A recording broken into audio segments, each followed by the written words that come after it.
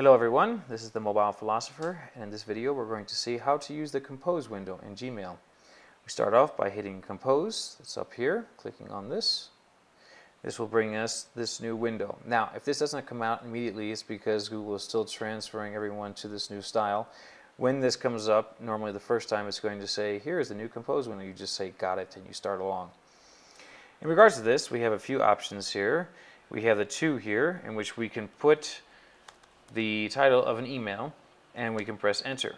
If I try to do it with something else that's not already in my contact list, it's not going to come out automatically like that. So I have to have already sent an email to this contact, or have added this person to my contact list so that it comes out automatically like it's doing here.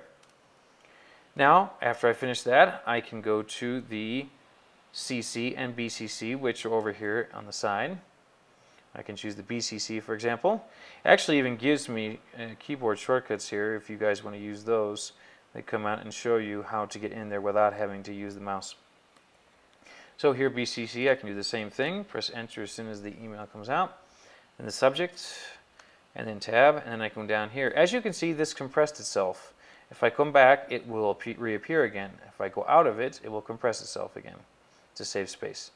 Then I can go down here and put my message in. And let's say I want to change this. I can actually go down to the very bottom here, and it gives me the possibility of changing the font. It says formatting options. So I can go in here. It gives me this possibility of changing the font here. I can use wide, for example. I can change the size of the text. I can turn it to bold, italics, underline, change the color if I want, the background color, the text color. We'll change that to red. And I also have the other options, which are numbered lists, bullet lists, and these types of things, which are alignments. Fortunately, there's no justification here, but hopefully in the future we'll see it. And the last thing is just to get rid of everything. So as you can see here, this gets very big, and we can actually select this and just bring it back to 0 by getting rid of everything. Then we can go down here and just click on this. It will make that disappear. And I also have the paperclip here, and that pulls out other options that I have. One is Google Drive. This is very efficient because instead of having to upload files to my email, I can actually just grab them directly from Google Drive by clicking on this.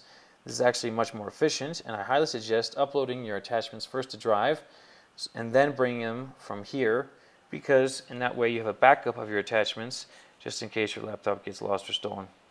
Then we have insert photos, insert hyperlinks, emotions, and then Google Calendar invitations.